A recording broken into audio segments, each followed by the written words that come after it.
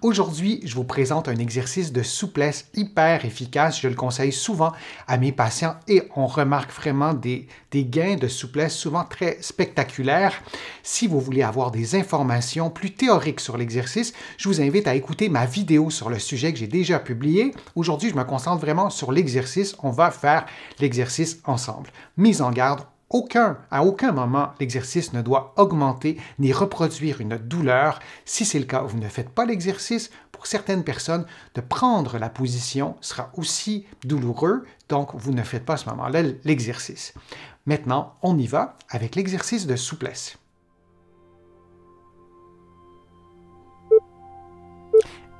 Allons-y maintenant avec la première étape de l'exercice. C'est relativement simple. Debout, vous allez doucement vous pencher vers l'avant en enroulant la tête, le cou, les épaules, le dos pour approcher les doigts du plancher. Vous allez vous assurer de garder les bras relativement à la verticale et vous allez mesurer à l'œil la distance entre vos doigts et le plancher. Vous pourrez aussi demander à quelqu'un d'autre de le faire. Donc, vous enroulez la colonne vertébrale et vous observez la distance entre vos doigts et le plancher. Vous voyez sur la vidéo, je touche facilement par terre. Alors, c'est ma souplesse à moi actuelle. Peut-être que ce n'est pas la vôtre. Ce n'est pas un objectif de toucher au plancher aujourd'hui, mais sachez que c'est fondamental de le mesurer pour voir si l'exercice qu'on fera ensemble et que vous referez plusieurs fois par semaine, si l'exercice est efficace, si vous arrivez à pencher un peu plus loin, et si vous arrivez à approcher ou à toucher en fait avec vos doigts, à toucher le sol. On va maintenant prendre la position de l'exercice, c'est-à-dire la deuxième étape de l'exercice. Vous allez vous coucher sur le dos, les fesses très près du mur. Normalement, les fesses devraient toucher au mur. Pour certaines personnes, c'est difficile de prendre la position, donc faites ce que vous pouvez. Vous allez placer vos bras au plancher et dans mon cas, je place une petite serviette pliée en 2 ou en 4 pour surélever la tête.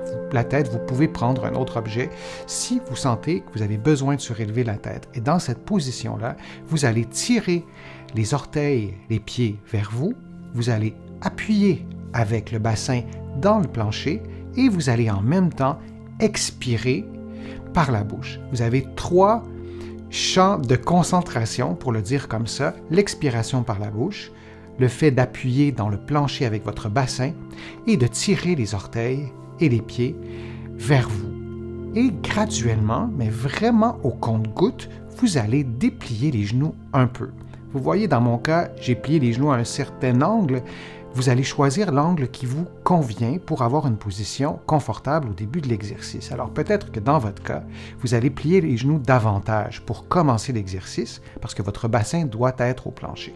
Alors c'est la position de départ, disons, avec laquelle vous avez pu vous familiariser en ce moment. On va prendre une petite pause de quelques secondes, vous pliez les genoux et on va reprendre la position.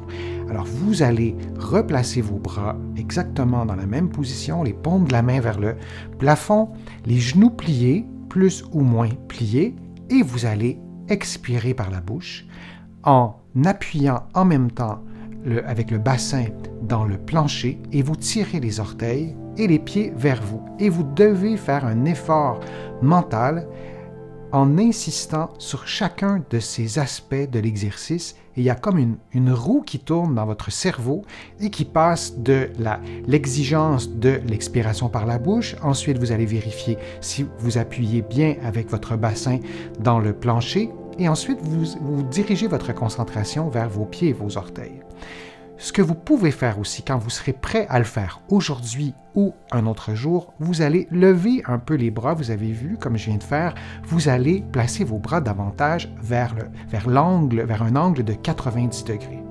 Et toujours dans cette position-là, vous allez faire la même chose, vous continuez à expirer par la bouche, à appuyer avec le bassin et à tranquillement déplier les genoux et aussi en tirant les pieds vers vous et les orteils vers vous. Et si vous pouvez, vous montez les bras un peu plus haut. Vous allez refaire l'exercice plusieurs fois et vous allez le refaire aussi idéalement plusieurs fois par semaine. Alors vous allez utiliser ces progressions à bon escient quand vous êtes prêt ou prête à les mettre en pratique. Vous n'avez pas à faire tout ça aujourd'hui. Allez-y graduellement avant de pouvoir intégrer tout ça. Mais pendant que je vous parle, c'est important de ne pas relâcher la tension, à moins qu'il y ait une douleur. Je vous l'ai dit, s'il y a une douleur, vous arrêtez l'exercice et vous vous reposez. Mais s'il n'y a pas de douleur, mis à part la sensation importante d'étirement derrière les jambes, derrière les genoux, vous continuez l'exercice et vous expirez en vous assurant d'appuyer avec le bassin dans le plancher et en tirant vos pieds et vos orteils vers vous. Dès que vous pouvez le faire, vous allez déplier un tout petit peu les genoux et vous allez continuer cette séquence-là. On a presque terminé. Il nous reste quelques secondes environ avant de finir ce premier cycle de l'exercice et on pourra ensuite refaire l'exercice de la même façon.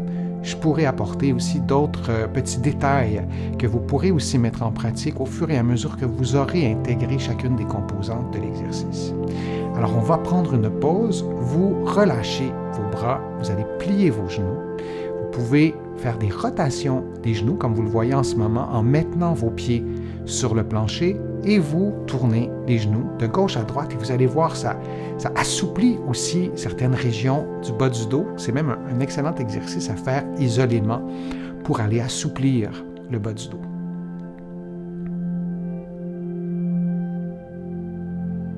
On va refaire maintenant l'exercice, mais non pas l'exercice d'assouplissement, mais on va plutôt faire la mesure. On va aller mesurer la distance doigt-sol. Alors, vous allez vous relever et on refait la même chose que tout à l'heure. Vous allez vous pencher vers l'avant en enroulant votre dos, l'ensemble de la région lombaire aussi, pour aller le plus bas possible et vous allez observer si vous allez plus loin.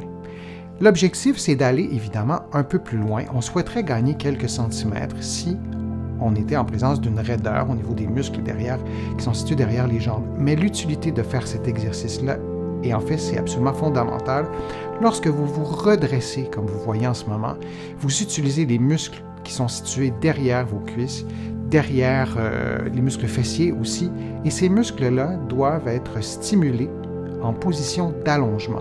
Alors, si vous avez gagné en souplesse, lorsque vous arrivez à la toute fin de votre nouvelle souplesse, vous travaillez, vous stimulez vos muscles qui n'étaient pas habitués probablement de travailler en position allongée. Donc, c'est très important de faire ce que vous venez de faire.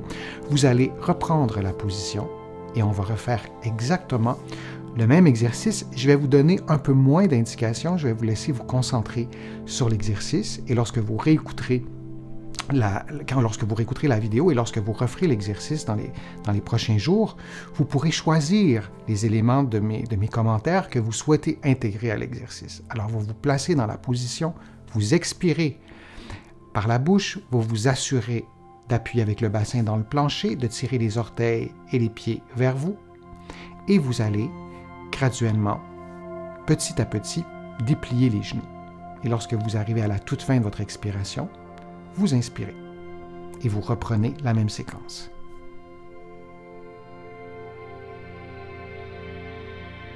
Lorsque vous expirez, assurez-vous de baisser les côtes, que votre cage thoracique soit mobilisée comme elle devrait l'être lorsqu'on expire. Et lorsque vous réinspirez, assurez-vous de ne pas cambrer ni la cage thoracique, ni la colonne vertébrale et encore moins le bas du dos. Si vous vous sentez d'attaque, vous pourrez aussi ouvrir un peu les bras. Plutôt que de garder les bras à un angle de 45 degrés, vous pourrez glisser vos bras pour ouvrir un peu cet angle, peut-être vous approcher de l'angle de 90 degrés ou un peu plus haut aussi. Et assurez-vous vraiment du début à la fin de l'exercice de garder tous les ongles au plancher. Vérifiez par exemple si l'ongle des pouces touche vraiment au plancher. Parfois, les pouces nous jouent des tours et on a un relâchement de ce côté-là et on veut vraiment avoir un étirement complet. Et cet exercice d'assouplissement est efficace parce qu'on étire, bien sûr. On assouplit les muscles derrière les jambes, mais aussi certains muscles des épaules, certains muscles de la cage thoracique et du cou. Lorsque vous expirez, assurez-vous vraiment de garder un contact avec le bassin et le plancher et au moment de l'expiration, vous appuyez avec le bassin dans le plancher sans plier les genoux et sans relâcher les pieds. Vos pieds et vos orteils devraient toujours être au moins à 90 degrés et tirer vraiment vers vous. Vous voyez sur la vidéo, mes orteils sont vraiment en extension.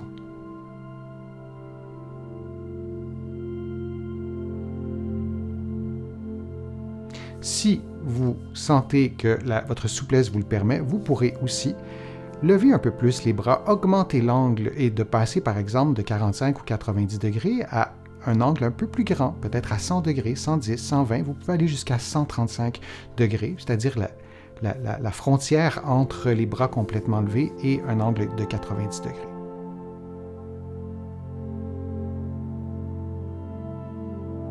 Si vous percevez des engourdissements dans les bras, dans les doigts, dans les mains, vous relâchez un peu la tension dans les épaules et vous refermez cet angle et vous replacez vos bras davantage à 45 degrés. Et si vous préférez, vous pouvez aussi mettre les mains sur votre ventre pour laisser ces engourdissements s'en aller.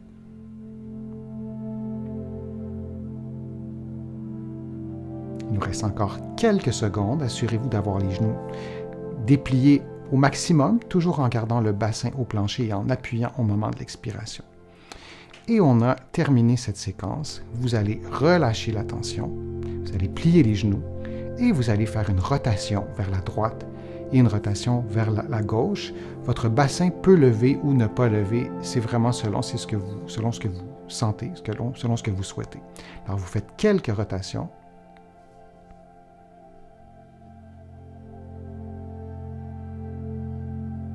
Et on va reprendre quelques secondes la position au mur. Vous allez allonger vos jambes quelques secondes sans vous mettre dans une tension maximale pour aller chercher un certain confort dans cette position-là et vous vous relevez graduellement, lentement, vraiment très lentement. Vous pouvez mettre la vidéo sur pause si vous le souhaitez et on va remesurer la distance doigt-sol. C'est exactement la même chose. Et vous vérifiez si vous avez fait des progrès, si vous allez plus loin. Et vous vous assurez de vous relever lentement en forçant avec les fessiers, en forçant avec les muscles qui sont situés derrière les jambes.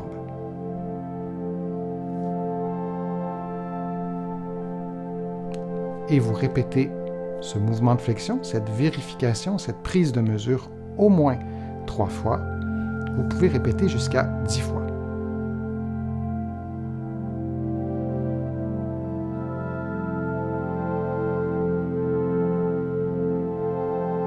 Lorsque vous vous penchez, assurez-vous de garder les bras à la verticale.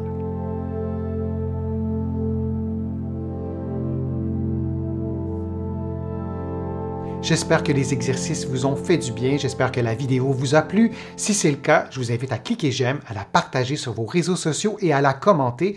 Vous le savez, ça me donne plus de visibilité, ça m'aide à vous présenter de nouveaux contenus. Vous allez trouver aussi beaucoup d'informations sur mon site web, le www.denisfortier.ca. Il y a aussi plusieurs informations dans mes livres et plusieurs exercices aussi que vous allez trouver facilement en librairie et sur le web au Canada, et j'ai le privilège aussi d'être publié un peu partout à travers le monde, notamment en France, et là aussi vous allez trouver mes livres en librairie et sur le web.